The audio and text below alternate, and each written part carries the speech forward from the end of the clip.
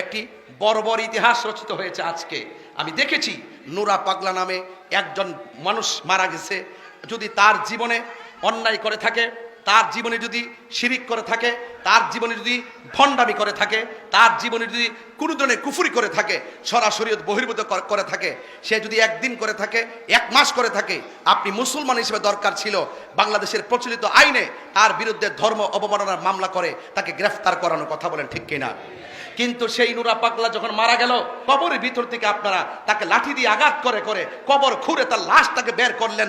বের করার পরে তার লাশকে নিয়ে উল্লাস করেন, আল্লাহু আকবার, নারায়ে তাকবীর, আল্লাহু আকবার স্লোগান দিয়ে দিয়ে আপনারা সেই লাশটার মধ্যে আগুন ধরিয়ে পুড়িয়ে দিয়েছেন।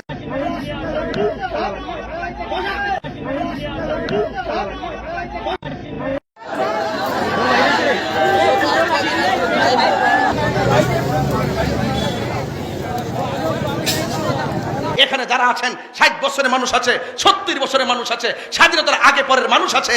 আপনাদের জীবনে কোনোদিন দেখেছেন কোন কবর থেকে লাশ তুললা, মুসলমানের লাশ তুললা আগুন দা পুরাইছে? এমন ইতিহাস কি বাংলাদেশে হইছে? আমরা কি বাংলাদেশ দেখছি? আমরা কি দেখছি? এই জন্যই বলে যে ইসলাম ছিল শান্তির ধর্ম, আজকে ইসলাম ধর্মটারে উগ্রতার দিকে নিয়ে যাচ্ছেন। ইসলাম কি শান্তির ধর্ম, মানবতার ধর্ম। এই জন্য আমি বলবো, প্রশাসনকে বলবো, এই ঘটনার সাথে যারা জড়িত তাদেরকে অনতিবিলম্বে আইনের আওতায় আনার জন্য কথা বলেন, ঠিক না বেঠে? আজকে আপনি কোন ব্যক্তি ভণ্ড, কে ভালো মন্দ যুক্ত যেন মারা যায়, তখন সেটা আল্লাহর হাতে ছেড়ে দিতে হয়। কথা বলেন, ঠিক না বেঠি? আপনি বলুন তো, একটা মানুষ মারা যাওয়ার পরে কবর থেকে উঠায় আগুন ধরানো কি ইসলাম অ্যালাউ করে? কথা বলে অ্যালাউ করে? সে মারা গেছে, সে যদি বন্ড হয়, সে যদি প্রতারক হয়, সে যদি জাহান্নামী হয়, জান্নাতি হোক বা জাহান্নামী হোক, এটার ফায়সালা আল্লাহ করবেন। তুমি কবর থেকে উঠাইয়া যে তার গায়ে আগুন ধরাইছো, তুমি কয় নম্বর তুমি জানো নি? এই জন্যই আপনাদেরকে অনেক সময় ধর্ম ব্যবসায়ী বলে, এই জন্য আপনাদেরকে উগ্রবাদী বলে, এই জন্য আপনাদেরকে জঙ্গিবাদী বলে, এই জন্য আপনাদের প্রতি মানুষের আস্থা বিশ্বাস দিনে দিনে উঠে যাচ্ছে। সত্যিকার ইসলামটা কলঙ্কিত হচ্ছে। কথা বলেন, ঠিক না বেটে? যারা এই ঘটনার সাথে জড়িত অনতিবিলম্বে তাদেরকে আইনের আওতায় আনতে হবে। কথা বলেন, ঠিক না বেঠি? আমরা দেখেছি বিগত 24 সালের 5 আগস্টের পরে আমাদের 90টা মাজারের মধ্যে আগুন ধরিয়ে দেওয়া হয়েছে। সেদিন থেকে ওই দিন থেকে যদি সরকার তাদের লাগাম টেনে ধরতো, আজকে কবরের ভিতর থেকে লাশ টেনে আগুন ধরাই দিত না। কথা বলেন, ঠিক কিনা বলেন? আমাদের 95টা মাজারের মধ্যে আগুন লাগাই দেওয়া হয়েছে। এই দেশে ইসলাম এনেছেন আল্লাহর ওলিগণ, এই দেশে শান্তির বার্তা ঘরে ঘরে পৌঁছে দিয়েছেন আল্লাহর ওলিগণ।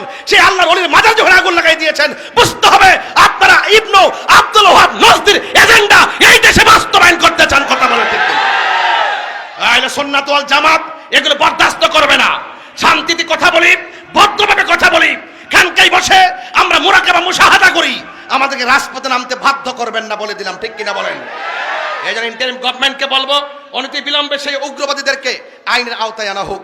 আমি আশা করব সকল ধর্মবর্ণ যত দলের লোক আছেন প্রত্যেককে বলবো এই ঘটনার তীব্র নিন্দা জানানোর জন্য। কথা বলে, ঠিক না বেঠি? এটা অত্যন্ত দুঃখজনক। এই জন্য আপনারা ভৈরববাসী শান্তিতে আছেন, এই শান্তির বার্তা ছড়িয়ে দিবেন।